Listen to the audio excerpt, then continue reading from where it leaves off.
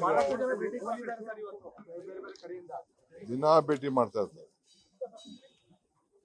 ನನ್ನ ಭೇಟಿ ಮಾಡೋದು ಸ್ವಾಭಾವಿಕ. ಎಲ್ಲಿ ಕೆಲಸ ಆಗ್ತದೋ ಅಲ್ಲಿ ಬರ್ತಾರೆ. ನಾವು ಕಾರ್ಯಕರ್ತರಿಗೆ ಅಟೆಂಡ್ ಮಾಡ್ತೀವಿ, ಜನರು ನಾವು ಕೇಳ್ತೀವಿ, ನಮ್ಮ ಕೈಲಾದ ಪರಿಹಾರ ಕೊಡ್ತೀವಿ, ಪ್ರಯತ್ನ ಮಾಡ್ತೀವಿ. ಅದ್ರ ಮೇಲೆ ಅವ್ರಿಗೆಲ್ಲ ನಂಬಿಕೆ ಬಂದು ಭೇಟಿ ಮಾಡ್ತಾ ಇರ್ತಾರೆ. ನೆಕ್ಸ್ಟ್ 2 days ಅಲ್ಲಿ ನಾನು ಇಲ್ಲಿ ಇರಲ್ಲ ಅನ್ನೋದು ಅವ್ರಿಗೆ ಗೊತ್ತಿದೆ. ಕನಕಪುರಕ್ಕೆ ಹೋಗ್ತಾ ಇದ್ದೀನಿ ಅಂತ. ನಾನು ಇವತ್ತು ಮುಖ್ಯಮಂತ್ರಿಗಳು ಕೂಡ ಸಾಯಂಕಾಲ ಆಫೀಸರ್ಸ್ ಕರೆಸಿದ್ದಾರೆ GST ವಿಚಾರದಲ್ಲಿ. ನಾನೆಲ್ಲ ಸ್ಟಡಿ ಮಾಡಿದ್ದೀನಿ. ಈ ಗವರ್ಮೆಂಟ್ ಆಫ್ ಇಂಡಿಯಾ ಗೆಜೆಟ್ ಅಲ್ಲೇ ಕೂಡ 2019 ಒಂದು ಎಲ್ಲ ಸರ್ಕಾರಗಳಿಗೂ ಆದೇಶ ಕೊಟ್ಟಿದ್ದಾರೆ. 40 lakhs ವರೆಗೂ ಕೂಡ ಟರ್ನ್ ಓವರ್ ಆದಂತವ್ರಿಗೆ ಏನ್ ಮಾಡಬೇಕು ಅಂತೇಳಿ ಅವರೆಲ್ಲ ಕೊಟ್ಟಿದ್ದಾರೆ.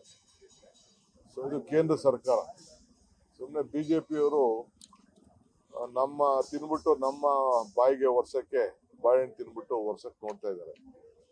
ಇದೆಲ್ಲ ಅವ್ರು ಮಾಡೋಂಥ ಕೆಲಸ. ಅವ್ರು ಕೂಡಲೇ ಇದನ್ನ ಬಡವರಿಗೆ ತೊಂದರೆ ಕೊಡೋದನ್ನ ವಿಡ್ರಾ ಮಾಡಬೇಕು. ಪಾಪ ತರಕಾರಿ ಮಾಡೋರು, ಎಳ್ನೀರು ಮಾರೋರು, ರಸ್ತೆ ಬದಿ ವ್ಯಾಪಾರ ಮಾಡೋರು ಏನೋ ಇರ್ಲಿ ಅಂತೇಳಿ ಅವರೊಂದು ಇದನ್ನ ಹಾಕೊಂಡು ವ್ಯಾಪಾರ ಮಾಡ್ತಾ ಇದ್ರು. ಸುಮಾರು ಲಕ್ಷಾಂತರ ಜನರಿಗೆ ಇವತ್ತಿಗಾಲೇ ನೋಟಿಸ್ ಅನ್ನ ಇಶ್ಯೂ ಮಾಡಿದೆ. 14,000 ಜನಕ್ಕೆ ಈಗಾಗಲೇ ಫಸ್ಟ್ ನೋಟಿಸ್ ಹೋಗಿದೆ. ಸೊ ಇದು ನಾವು ಮೊದಲೇ ರಾಹುಲ್ ಗಾಂಧಿ ಅವರು ಇದ್ರ ಬಗ್ಗೆ ಪ್ರತಿಭಟನೆಯನ್ನ ವ್ಯಕ್ತಪಡಿಸಿದ್ದನ್ನ ತಾವೆಲ್ಲ ಗಮನಿಸಿದ್ದೀವಿ. ಸೊ ಇವತ್ತು ಮುಖ್ಯಮಂತ್ರಿ ಆಫೀಸರ್ಸ್ ಕರೆಸಿ ಮಾತಾಡಿ ಏನ್ ಮಾರ್ಗದರ್ಶನ ಕೊಡಬೇಕು ಕೊಡ್ತಾರೆ. ಖಂಡಿತ ಮಾಡ್ಲೇಬೇಕು. ನಾವು ನಮ್ಮ ಜನರಿಗೆ ನ್ಯಾಯ ಒದಗಿಸ್ಕೊಳ್ಳೇಬೇಕು. ನಮ್ಮ ಜನರಿಗೆ ನಮ್ಮ ಮೇಲೆ ಒತ್ತಡ ಹೇರ್ತಾ ಇದ್ದಾರೆ, ನೀವು ಕಾನೂನು ರೀತಿ ಕ್ರಮ ಕೈಗೊಳ್ತಾ ಇಲ್ಲ ಅಂತ. ಅತಿ ಹೆಚ್ಚು GST ನಮ್ಮ ರಾಜ್ಯದಿಂದ ಅಲ್ಲೇ ಕಟ್ತಾ ಇದೀವಿ ನಾವು.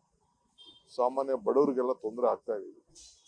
ಇಲ್ಲಿ ಕಳೆಕಾಯಿ ವ್ಯಾಪಾರ ಮಾಡೋನ್ಗೂ ಬರ್ತಾ ಇದೆ, ಎಳ್ನೀರು ವ್ಯಾಪಾರ ಮಾಡೋನ್ ಬರ್ತಾ ಇದೆ, ಹಣ್ಣು ವ್ಯಾಪಾರ ಮಾಡೋನ್ ಬರ್ತಾ ಇದೆ, ಹೂವು ವ್ಯಾಪಾರ ಮಾಡೋನ್ ಬರ್ತಾ ಇದೆ. ಈಗೆಲ್ಲ ಕ್ರೆಡಿಟ್ ಕಾರ್ಡ್ ಇಟ್ಕೊಬಿಟ್ಟಿದ್ದಾರೆ. ಸೊ ಬಹಳ ಸಮಸ್ಯೆ ಇದೆ.